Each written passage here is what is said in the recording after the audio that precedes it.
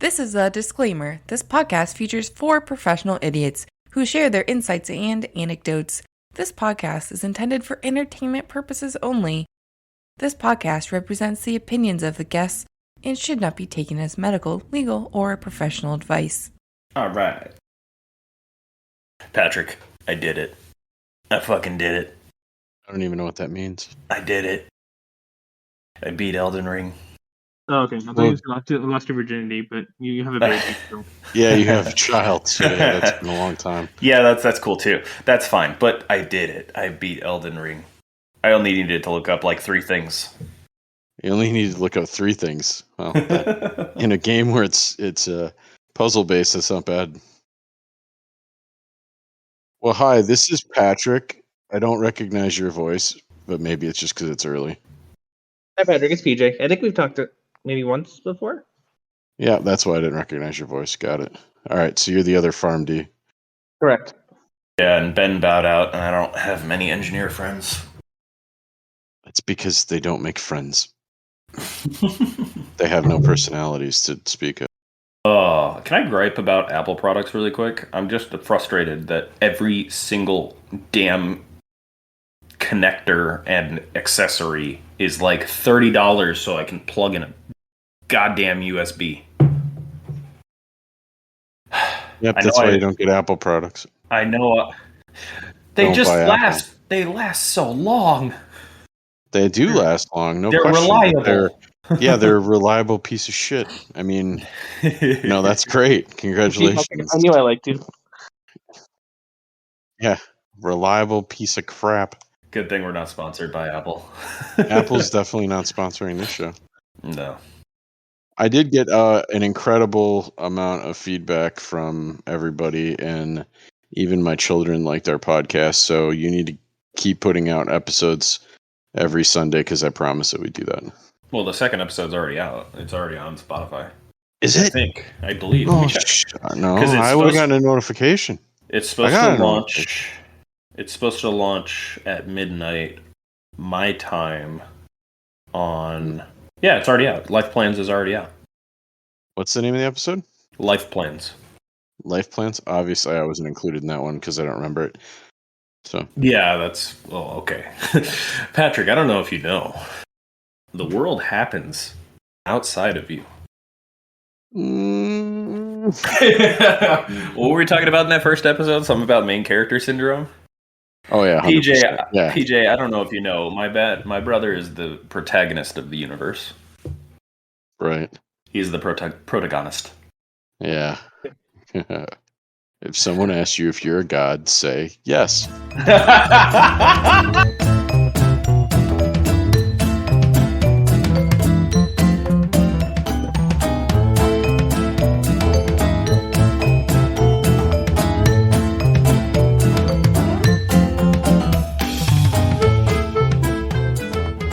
Welcome to Overqualified Idiots. If you're just tuning in for the first time, this is the show where a doctor, a pharmacist, a lawyer, and an engineer come together to share their opinions and tell funny stories about a given topic, and just talk about whatever we generally want to talk about.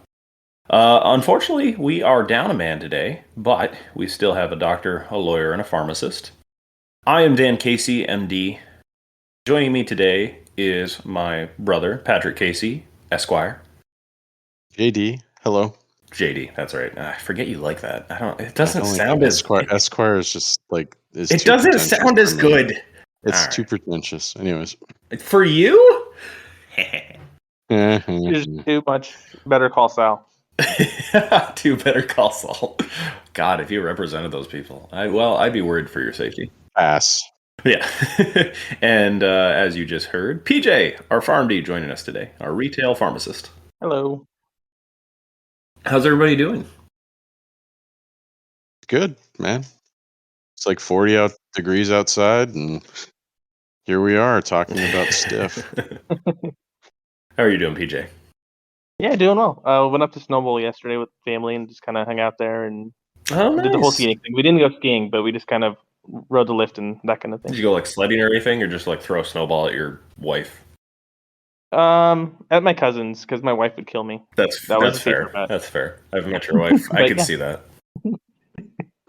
Can I just say, your wife is incredibly sweet. She is very, very nice. No, she's way too good to me. I agree. I was going to say, does she keep you in line? Then again, you're also very nice, so I can't imagine you're hard to keep in line. No, she has that side too, but yeah, fair enough. It works well both ways. My wife definitely keeps me in line. There's no two ways about it.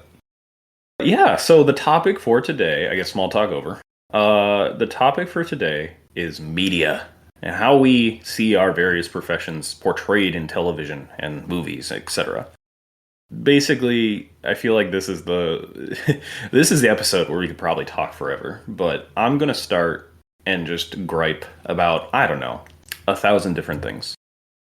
The way, like, for example, the show House. Everyone loves the show House. And on a medical side, there are certain things that are actually very interesting about it. But the show House, as far as realism and how doctors are portrayed, is the most piece of garbage show on television. Like, I don't even watch Grey's Anatomy because it's worse than that, actually. But House, from a medical standpoint and how I do my job day to day and how I was, it was less than a year and a half ago I was in the hospital setting working. None of it is even remotely accurate. Doctors do not, on the East Coast, I think they do draw their own labs, but they don't run the labs. They don't take patients to imaging and then perform the CT or MRI scan. That show just eliminates like 6 other jobs, 6 other careers that exist. Patrick, your wife is a radiology technician. Yeah, she's a CT technologist. Yeah, that's what the hell? Or technologist. That's right. I say the job wrong, and she hates me. I did that on the podcast. No, I've completely corrected you. Yeah, thank you. Because if I didn't, Tara, you would sorry. correct me correcting you. So, like, that show doesn't make any damn sense. They had to invent a department of diagnosis, of infectious disease diagnosis, or whatever the heck they call it in the show, in order to actually explain why the hell the doctor's doing the way they're doing medicine. Because you don't just sit there and like, okay, they're here, what do we do? All right, order this scan, this scan, this scan, and this lab, and then we'll come back when those results come in. Like, why don't you fucking talk and look at the patient? Although there is one episode that I particularly like, that I actually am a big fan of. It's a show that you don't like. You've watched a lot of it. Yeah. Because it's the alleged... Well, I watched it before I was in med school, so I was like, oh, this is so cool. And then I got into med school and rewatched it, and I was like, this is garbo. Basically, there's one episode where House is recruited to teach med students. And the episode kind of starts like that. He's like, this patient presents with these symptoms. What do you want? And they're like, oh, I want these labs and this imaging. He's like, all right, you got your results back and the patient's dead. I'm like, what? We didn't have time. Why don't you look at them? Why don't you talk to them? Well, why don't you do that in the show ever? Anyways, so... Well, I think it's a little bit of irony there. Yeah, but you're right. So my biggest pet peeve is how doctors are portrayed as these do-all wonderful, like, we're the jack of all trades and we can do the job of 7 different careers. Like, yes, I can learn how to do that job, most likely. I don't do that day to day. I do not take patients down to imaging and then run the MRI or CT scan. I don't know how to do that.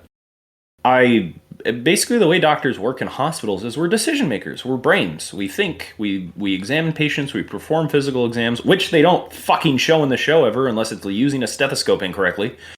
And basically just showing all the nitty gritty of medicine that I never do. I don't, like, I'm on the West Coast, best coast. You don't really take blood. We have phlebotomists. That's a job. People do that. I know how to do it. I don't do it. So the fact that, like, in my interpretation of media is no one has any idea what doctors do, even Hollywood. And really, we're just brains. We sit, we think, we talk. That part of it kind of happens in House. We even sit around a chalkboard or a whiteboard and, throw ideas at it and talk about what a differential is. But they don't even talk about a differential in the show half the time. They talk about just like, oh, what if it's this? Oh, good, we'll need this lab then. Like, no, we talk about it's these symptoms. What do these symptoms and organ systems have in common and present like? in some level, they call it, I think it's like type 1 and type 2 learning, where type 1 learning is you're exposed to something new. It's the first time you're experiencing it, and so you're just categorizing it. You're putting in boxes. Type 2 is you have those boxes set. You have your kind of mind geared towards how you're going to find that information and what this looks like and what its most likely is. And then you just take that information out of that box and, okay, this is to test for. Type 1 learning is like that entire show all the time, always. And it's not accurate at all. Common things are common. We see common shit all the time. And it's just like that show is like, okay, you hear hoofbeats. Everything is a zebra, and it can only be a zebra. It's never common things ever. So that's my big gripe, is medicine is glorified, and really it's actually very routine. Oh, I feel like House is to doctors what Sherlock Holmes is for like homicide detectives. Yeah, and I mean that's the thing is like he lives on whatever the street that Sherlock. He's meant to be this medical Sherlock Holmes. 221B Baker Street. Exactly, and he lives on that. Except I think it's called like Baker Avenue or something. It's tongue in cheek, but it's basically he's supposed to be the Sherlock Holmes of medicine, right? Because he's addicted to drugs. He has this, because Sherlock Holmes was addicted to like morphine. Or to opium, I guess, and he's addicted to oxy. So that's like all the parallels are there. And if you're just realizing for that for the first time, that's I actually like that about the show. I think that's cool. Yeah, I think it's the opposite of real life. Like that show's absolutely the opposite of real life. Yeah, because go ahead. We all know that doctors barely talk to their patients or meet them whatsoever. It's usually a nurse practitioner, a PA, someone not a CT tech. Yeah, I get that. I do. Tech. And then you see the doctor for 5 minutes when they say, it's a virus, go home and drink fluids. So there you go. So, like, I'm not calling out Dan by any means when I say this, because I don't know how he practices, to be honest. Yeah. But just in my experience, I've had so many patients come in for, like, an antibiotic. Like, oh, yeah, my doctor never said he was prescribing this, but he ran labs. So I must have a UTI. Okay, I'll take it. Good Lord. So I totally get that. And there's these things called best practice and the way you're supposed to do and practice medicine. At the end of the day, we are we're brains and we think and we come up with solutions and we have these differentials that we work through, and you don't see the man behind the curtain, the brain plugging and chugging away. But at the end of the day, we're also customer service. Like, I hate that and I love that because I'm good at it, but I hate that part of it. Your job is to take care of people. You're treating people, not disease. So treat them like people. Anyways, that's I don't know, I'm full of gripes today. I'm in a spicy mood. But basically, I spend a lot of time with my patients. I always end every encounter with, do you have any questions? I think the studies show patients forget 70 to 80% of what you tell them. So I have handouts for almost every common ailment and problem I see. And the nice thing is, it's very easy when you're a specialist. I will say, compared to primary care, because I have a foot in both fields, I have a foot in, both courts, so to speak. Specialist medicine is way easier than primary care. Because primary care is everything. You're the jack of all trades. Master of none, but I'm a master of one, so that's kind of fun. But I have people coming to see me for one thing. And yes, they always like, oh, can you see me? You see me for your knees. Can you see me for your shoulders too? If there's time, sure. If not, I have to have you back, and depending on your insurance. Because what people don't realize is sometimes if you need a referral, you can only be seen for what that referral is for. Because if I see you for something additional or something extra, you will catch a bill. That is why a lot of doctors will see you only what you're sent for. And then once you're plugged in with me, yeah, I'll have you back and I'll see you for what it doesn't matter. Once you're once you're plugged in with me, it's fine. So the fact, and what you brought up, PJ, is a very, very common problem. It's just poor communication. It's very poor design of the healthcare system. A lot of the conglomerates of healthcare just want to make money because they're a business. And when a field like medicine is treated like a business, quality suffers because patients are no longer patients. They are dollar signs to people, to administrators, etc. So really, the point is to take excellent care of your patients and give them the time they need and deserve. And that's not frequently done, whether it's due to time, which is mostly the big cause, because a lot of things people are sent for, particularly in primary care, deserve a hell of a lot more than 15 minutes. They deserve an hour sometimes, and that's just frustrating on my side of things. So I get exactly where you're coming from. I 100% agree. And I want to say, oh God, considering the route that doctors and healthcare professionals take to get where we are, I'd love just an ounce of patience for us, because no one has any patience for us. Like, you're 10 minutes late. I'm like, oh fuck, I was running on time today. I thought I was doing good. Like, that's our side of things. Like, I take home 5 to 10 notes, and on average a note probably takes like 10 to 15 minutes to do. So there's the documentation side of things because of how litigious our society is. Thank you, Patrick.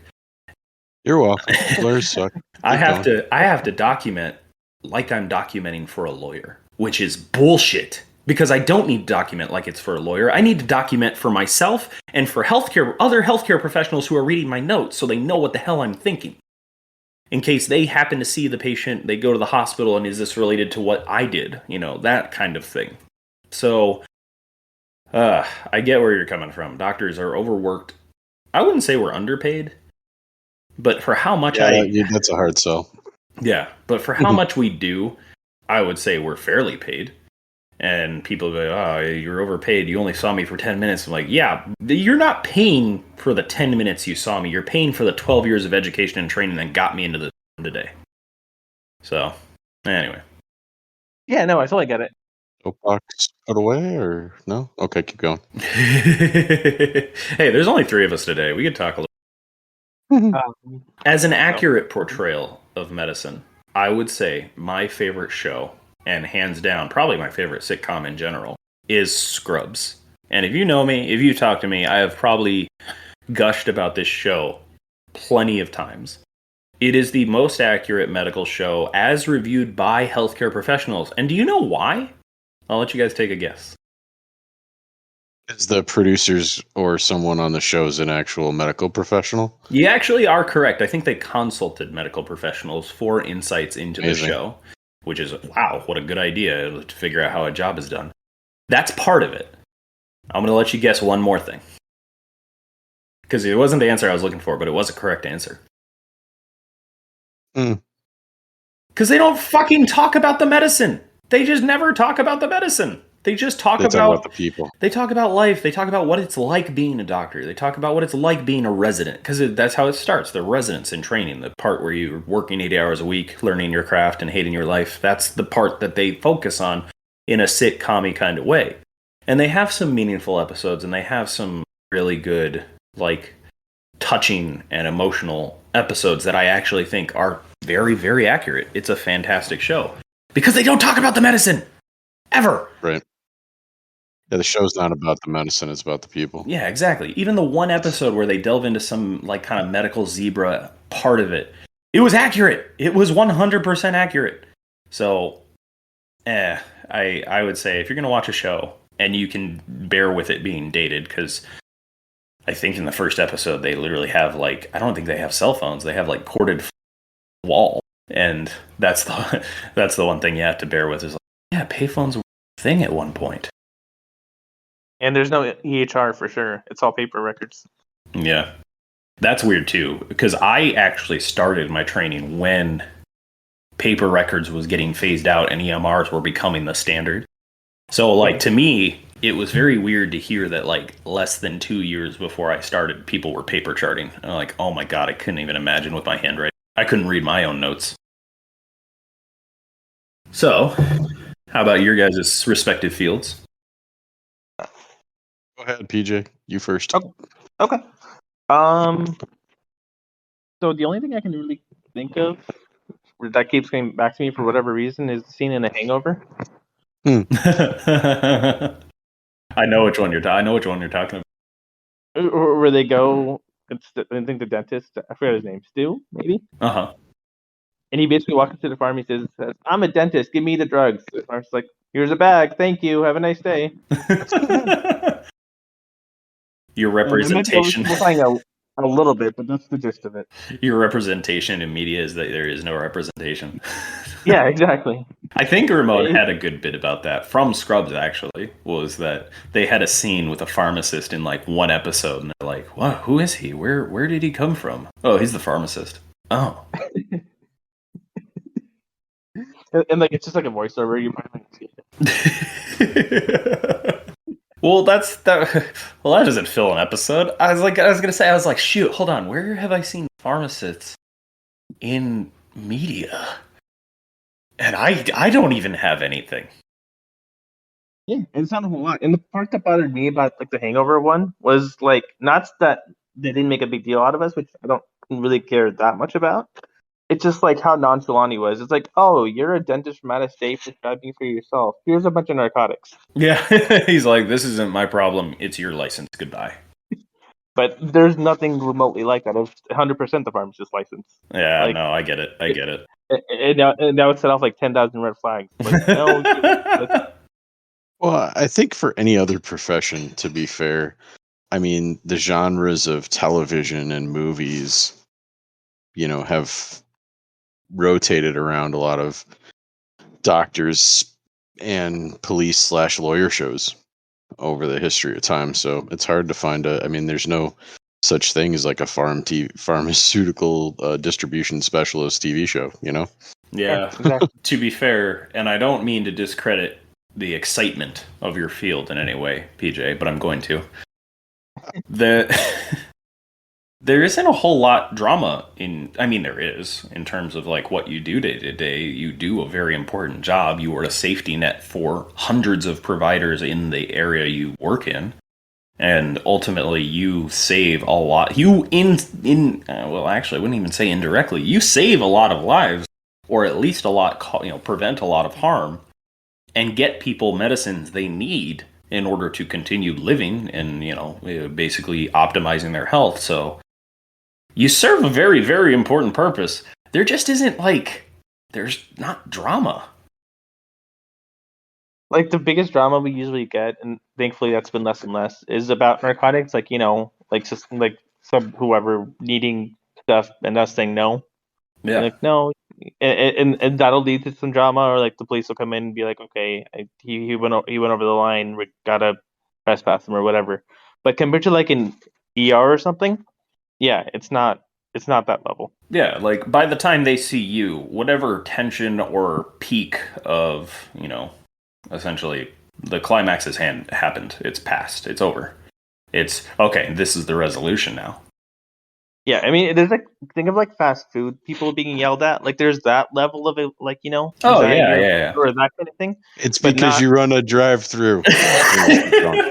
Sorry, I was channeling my inner Ramon at there for a moment. Go ahead. You did a good job. I heard it in his voice. I mean, the whole time I was an intern, I was like, "Can we just start selling fries? I guarantee it'll help business." Well, Ramon always talks about how he gets people coming up to his counter and is like, "Hey, do you guys know what aisle this product is in?" Like, fucking, yeah. Why are you asking? I'm the pharmacist, but yes, it's in aisle 4. So, like, listeners don't have, I think, pictures of us, and if they did, it'd be kind of creepy. But I have a huge beard. Just FYI.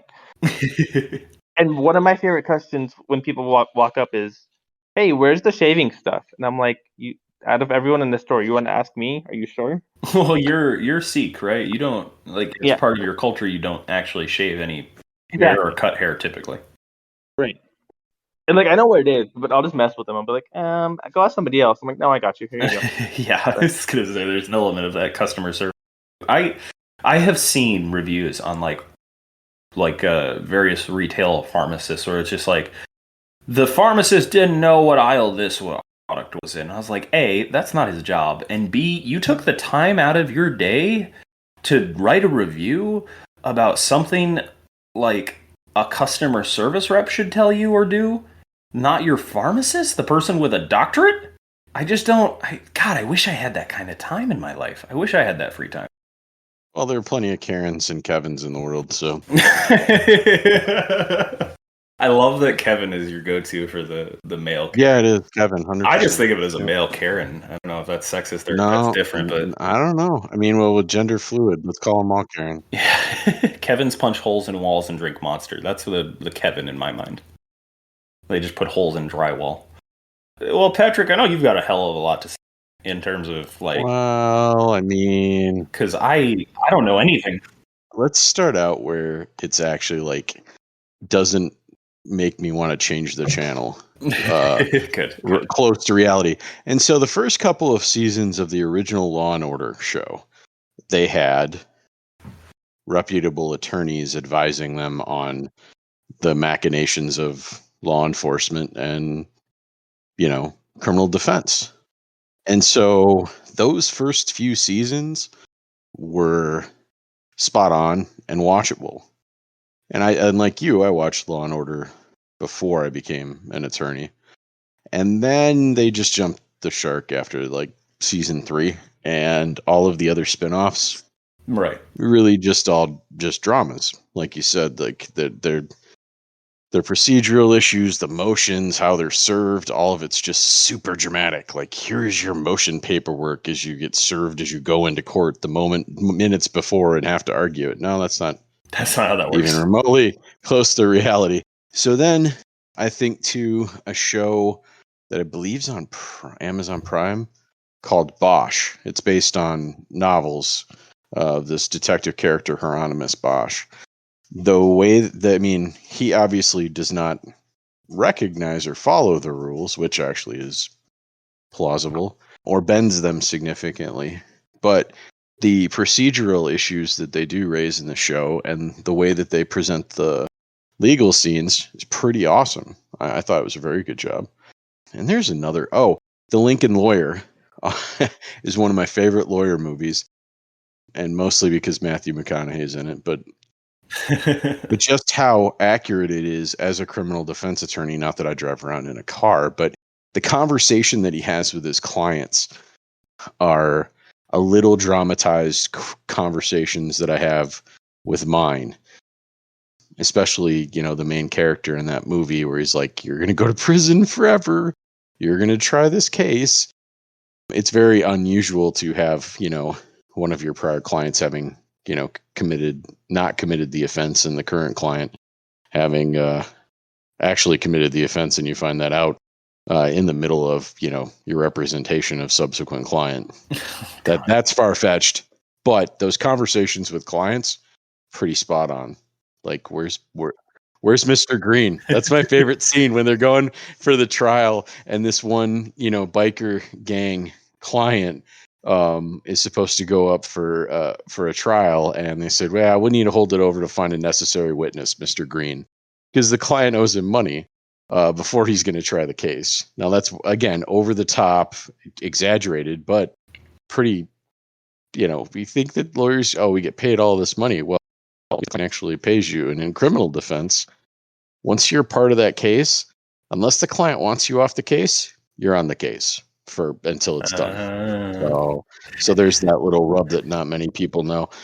So otherwise, no, we're completely portrayed as we're all a bunch of lying, thieving, highly manipulative a-holes. And that's not true at all. My colleagues in the area, there are very few that I would describe that way. Most of them act with integrity. Otherwise, they would have horrible reputations, and it make it far more expensive for their clients' cases. And there are a handful, but they're not as prevalent as the media would suggest to you. No, PJ, he said his colleagues are reputable and practice accordingly. He didn't say himself. I was a little suspicious. Well, I apologize for not including myself in that, I guess. I was just suggesting that, yes, I act with integrity, and sometimes I hold people accountable, because that's all we have is self-policing, more or less. I thought you were going to say I act with integrity, except when I don't. I thought that's where that was going. No, I wasn't going to say that. So, I tell my clients, now I'm sitting in front of a computer waiting for a judge, when we used to be, sitting in a hallway waiting for the court or a prosecutor or opposing counsel, opposing party, or sitting in a courtroom waiting for the court to get through a whole bunch of other files that are in front of us type of sitch. Yeah. So it's not it's boring. It is super boring job. Everybody thinks it's exciting because of what you see on TV. And when I get people coming to the conclusion that oh my God, what's going to happen when we're in court? It's like probably a whole lot of nada. Yeah. And you're going to get worked up over nothing because if something is going to happen, I'm going to tell you it's going to happen before it happens. So yeah, usually nothing happens in court appearances. Much of the resolution of the judicial system occurs via email or phone call. Mostly email, actually, these days. So, I mean, it's not an exciting job. It only gets really exciting, when emergency motions are filed and kids are taken away from parents. Clients are in custody calling me, or the cops want to interview them on serious offenses. That's when it's more closely tied to what you see on television. Oh, and that other thing that I said the last week.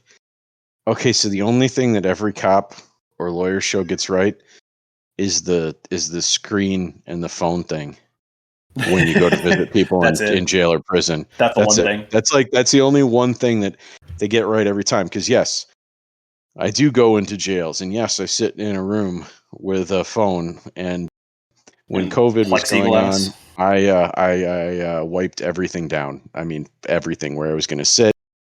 The whole phone. I felt like Adrian Monk about the whole thing, but yeah, that's true. It's like, it's very that's very accurate, and that's the only thing that every show on that point gets right.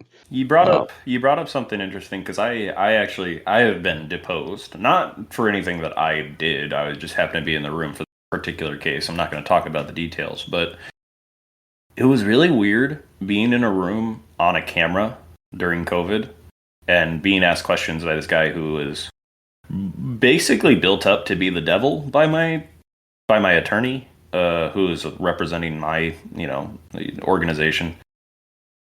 But he was like normal and nice, and I was like, I wonder if I got the good cop version of him or something. But it was weird sitting there on camera being asked questions, the same question 7 different ways.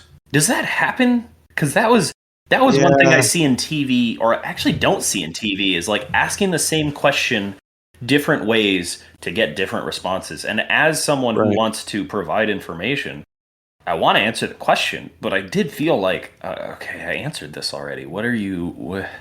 You just asked the same. Well, that's the point. The point is to undermine the confidence in your prior answer in the hopes that you will say something that will help their case, which is the strategy behind that. Or to get you upset, which would be more likely how I'd respond, going, you asked that question a different way with different words. I will give you the same response that I provided the previous 8 times as a question counselor. So when they do that, because I've been deposed in a thing where I'm on, a defendant in a lawsuit, and it has to do with my former partner splitting, whatever. But they didn't do that to me because they know better. They're dealing with a lawyer who knows how to go, okay, well, you asked that question already. I'm going to answer it the same way. And when they asked it, there was a set of questions that was exactly like you're describing, right? I've been asked the 3rd time. I look at him like, are you kidding? We were represented by attorneys. No, I'm not going to cut a big check for your client because I out of the kindness of my heart, you are asking for millions of dollars in a resolution here. And I'm gonna cut a check to your client when you're demanding, millions from our law firm that doesn't make millions. It was baffling to me. I'm like, what are you getting at? Like, what's the point? Short answer is no. It's always going to be no. We were represented by counsel. If your client had wanted money that you're suggesting I should have sent her checks for, then you probably should have said something to our attorney when that issue came up. Yeah. Nope.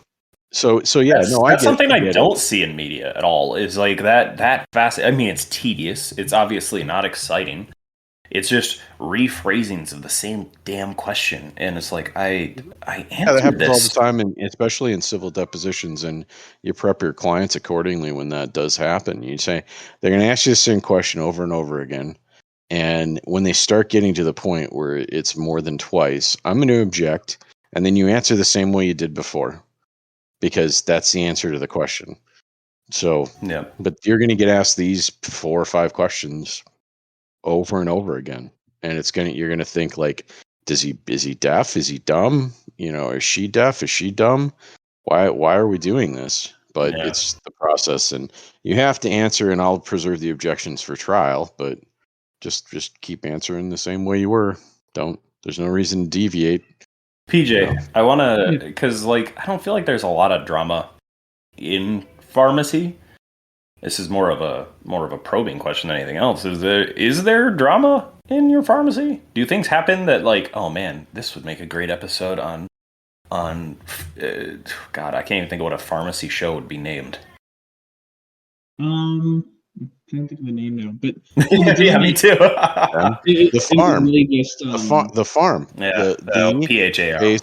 PHARM. All right. Yeah, the farm. All right, Hollywood. Perfect. We copyrighted that. Small town pharmacy with a drive-through. The farm. Everybody that comes in for meds. Yeah, I can see it'd have to be a big city. Green light that, Fox. Green light it, Fox. Yes, pay us royalties. We own that now. Yeah. So I was up in the North Phoenix, North Scottsdale somewhere, and we had somebody come by on a horse, to drive through. Oh, really? And I'm just like, is this normal? Because it wasn't my normal store. So I asked the staff there, and they're like, oh, yeah, it's so and so. I'm like, you know this guy? Of course, he comes in on a horse every time. That's literally what they said. And I'm like, why? Well, maybe Patrick could explain this, perhaps. But the guy thought if he got drunk and drove to the pharmacy, he would get a DUI. But if he rode his horse, he would not get a DUI, and he could still pick up his meds. Well, the horse isn't drunk, so that kind of makes sense. I hope the horse isn't drunk.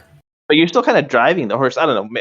That's a whole. I don't know what Arizona law says about riding and alcohol imbibement, but yeah, that does sound like it's probably a crime. I mean, most likely. I know if you ride a bike in some states, 100%. That's considered driving under the influence, or I guess riding under the influence. But yeah, the horse isn't drunk, so there's a theoretical amount of safety there. I love that line of thought. I can't get over that. Oh man. So, but yeah, it's hard to dramatize your field when really you're a safety net. Yeah, I mean, it's just more like workplace drama, so that can happen anywhere. And then the little drive-through stuff where people mad about their insurance or whatnot, but just that kind of stuff. Yeah. Is that one person fired yet? And can you tell that one story? Probably not. Oh, okay, we'll give it a week or 2. Yeah. We'll tease that for listeners in the future, because gosh, I wish you had been there during that fucking guy episode, because that's a perfect story for that episode. Oh yeah, absolutely. Oh my! I briefly told a Cliff Notes version of your story. Hey, yeah, Cliff Notes version. Yeah. The part where I couldn't possibly identify who the heck we're talking about, exactly. etc. Yep. But yeah, I mean, in medicine is obviously one of those things, because it affects everyone. It's very present in everyone's lives. We all get sick. We all get hurt. Things happen. So medicine is an easy thing to dramatize and portray.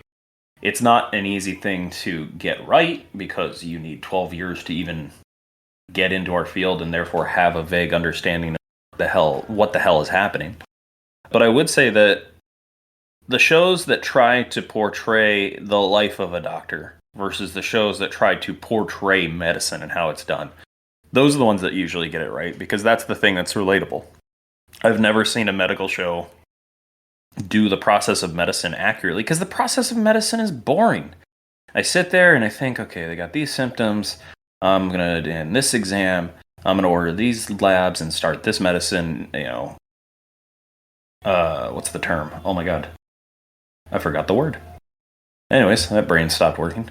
But yeah, you go through this process, and you come out with an answer eventually, and you start the appropriate treatment. It's very, very plug and chug once you get good at what you're doing. And the novel things that come in are kind of exciting, but they're not common. They're not super frequent. In a metropolitan area, we did, working at places like Phoenix Children's Hospital and big major healthcare facilities and whatnot, I did see interesting things. I saw things that are like, oh yeah, there's only 12 of these diagnosed a year. But that's the thing, 12 a year, ever, like in any place. So the fact that I saw it once was insane and statistically unlikely. So the process of medicine and doing medicine is boring. And the drama of like the customer service aspect of it is more accurate and probably better to portray and easier to portray in the media. Like I still can't even think of a movie that got medicine right. Yeah, I don't know. I mean, the intent of when you say how we're portrayed in the media, I think a little bit beyond just Hollywood, and I guess the impression that like the fifth of state or whatever you'd call the media, that they are, or the fourth of state, excuse me, are trying to sell their own product, certainly, and so they like many of the things like the misnomers you have are based on how the media portrayed a certain sort of set of facts and circumstances. I mean, the only one true case that of the in recent history, in my mind, that had Hollywood written all over it was O.J. Simpson. Right. And that happens Well, that once. That literally had Hollywood in it. Right, exactly. And so Brentwood, yeah. So nothing is as exciting as O.J. Simpson's ride on, in the white Ford Bronco. I mean, there's nothing that kind of lives up to that in the day-to-day humdrum that is the court system or the legal system. I think law enforcement officers have more exciting and insightful things in that process because they have to engage in high-speed chases to apprehend people who steal vehicles or are fleeing from crime scenes, things of that nature. I think that their job is actually probably the more exciting of any of them that are involved in the legal system and are usually not at all portrayed well or positively or correctly in Hollywood or the media. Certainly not today in the media. I mean, being a law enforcement officer in today's society is probably one of the more challenging jobs that I could possibly think of taking on purpose. So, well, before we get too political, I would say it is interesting that Law and Order did incorporate the law enforcement aspect into the show. They actually follow detectives.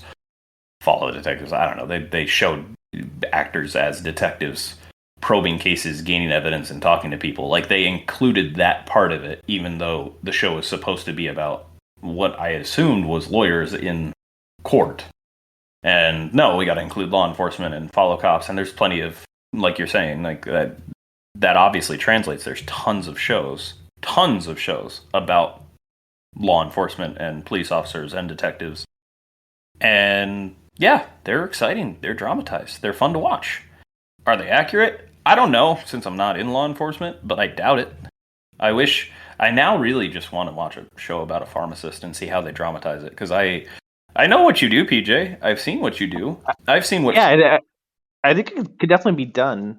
Like, I have no doubt about that. And like, there comes, kind of spice certain things up. And like, there's certainly enough stories that I've kind of had in my career or from other people that I've heard to make episodes out of. I have no doubt about that. Right.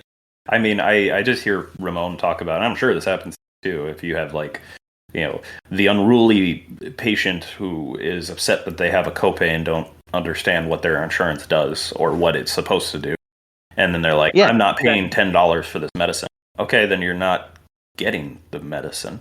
Well, nope. Was it you or Ramon who told me the story of the patient who was in their drive-thru and he's like, well, you have to pay to get the medicine. Nope. Well, what do you mean? Nope. And he just repeated nope to everything they said. Was that you or Ramon? Probably every pharmacy ever. That happens like at least once a week. And it's like there's just an entitlement thing there. I'm like, I know healthcare should be kind of a right, maybe. That's a debate for another day. But yeah, another political discussion. But I mean, at least right now, the way the system works, we're a for-profit business, so you're gonna have to pay for what you're getting. Sorry, sir. Yeah. Like. Yeah, regardless of what we believe in terms of like, that's the thing is like healthcare and the practice and administration of healthcare, doctors lost control of it decades ago, long before I was in practice and long before I probably was even alive, or at least around that time, I'm guessing.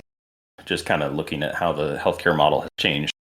I don't get to make the decisions that I want to make probably 20 to 30% of the time. And as a specialist, that's small. That's a small percentage of things that are out of my hands. Most of the time, what I would do is standard of care, and insurance mostly hits the mark on that. But I would say that there are many instances where, well, this is what I would do, but your insurance won't pay for it and you can't afford it. And that's a frustrating facet of my job. That's a very frustrating thing that you don't even see in medicine. You don't see, you don't see in the media. You don't see the fastest way to go broke is medical debt. The fastest way to basically lose your life savings, everything you've worked, is to get a long-standing chronic illness or life-limiting illness. And that's something I think that I don't know if I haven't seen any that have shown that, like, oh my god, I've got this diagnosis. How am I going to pay for this? Oh no, they're admitting me to the ICU. The bill. What about the bill? And I just don't see that anywhere. I guess that's not exciting, and maybe that's a little too dark and a little too real. It's really, everybody knows somebody or has had an experience where that's relatable with illness. Financial ruin is is that worse? Is that darker? Is it? Because even now, just saying it, I feel like I don't know that that's necessarily worse. It feels worse in my mind. Do you have anybody, Patrick, where people like go broke essentially as a result of like? Yeah, people file bankruptcy. I mean, the most common debt to be written off in a Chapter 7 bankruptcy proceedings are medical debts. Right. Certainly. Fair enough. And I mean, yeah, I've had to pay very large premiums since a certain piece of legislation that will remain unnamed was passed, much higher than previously, for to pay for my health insurance in a healthy 40-year-old male with healthy children. Right. We're talking the premiums themselves are were close to $15,000 a year. Right. For the premiums, and then I've got to spend beyond the 15,000 another 7,500 to 12,000, depending on how it falls, before the insurance will actually cover 80% of it. You're talking about a deductible.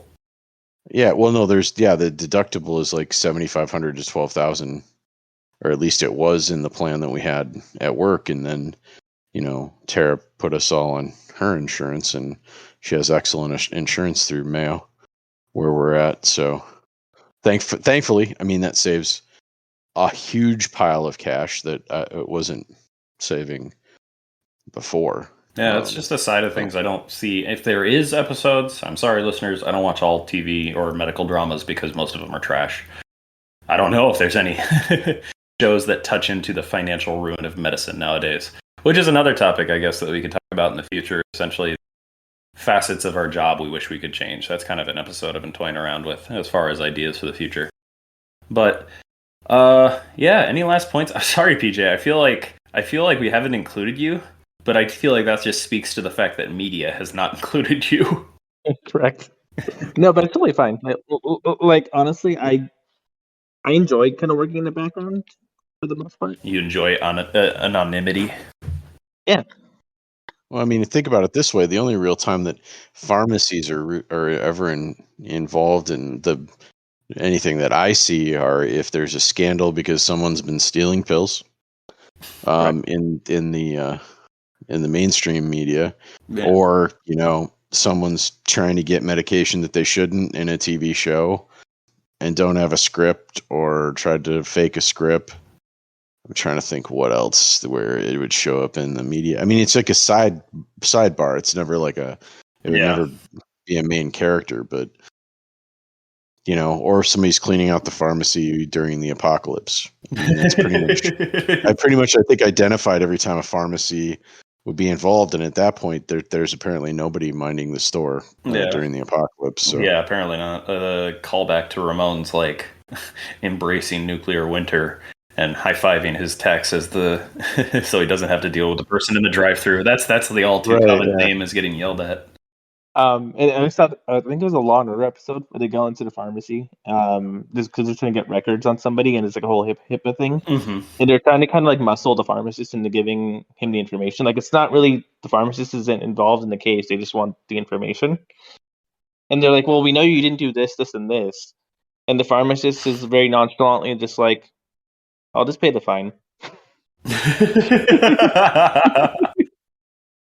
He's like, "What? The fine's like $50, $100. I don't care. Okay, I'll pay the fine. You're still not gonna get what you want."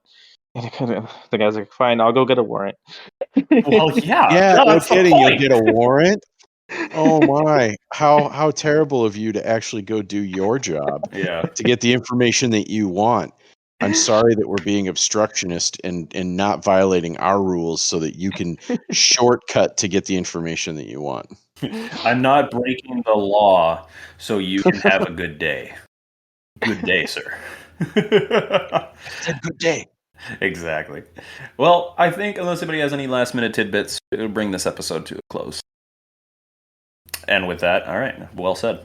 So, thank you guys for joining me. Appreciate you sharing. Again, I'm sorry, PJ. I feel like I would say I feel like I excluded you. I'm sorry, media and television and Hollywood excluded you. That's what I'm going to attribute that to.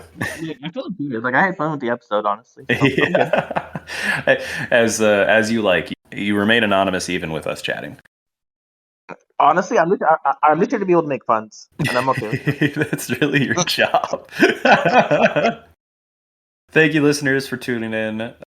If you are following, and you enjoy our show, like, subscribe, follow on whatever major podcast platform. We're on all major platforms now. I finally did the thing, and we are on Spotify, Google Podcasts, Apple Podcasts, even the small ones whose names I can't remember right now. We have a YouTube channel. Follow, subscribe, like, throw comments, especially if you guys have episodes or ideas that you want to hear about, things from our perspectives, our jobs, our line of work, our lives. Leave comments. We're happy to gear towards what people want to hear. Thank you to our sponsors. Again, if we have sponsors. I actually am actively working on that. But episodes come out every single Sunday. And I had a brain fart. I don't know how to close. I never know how to close episodes. I'm bad at this. How about this? We'll talk to you next week. Have a great day. Yeah. Have a great week. We'll talk at you. We'll see you next week. we'll talk at you next week. Take care. Yeah. Hopefully Dan doesn't ramble about his profession as much as he did this week. Thank you, and have a great week, and we'll see you next weekend. That's the point of the show. And that's how the cookie crumbles. There you go. God.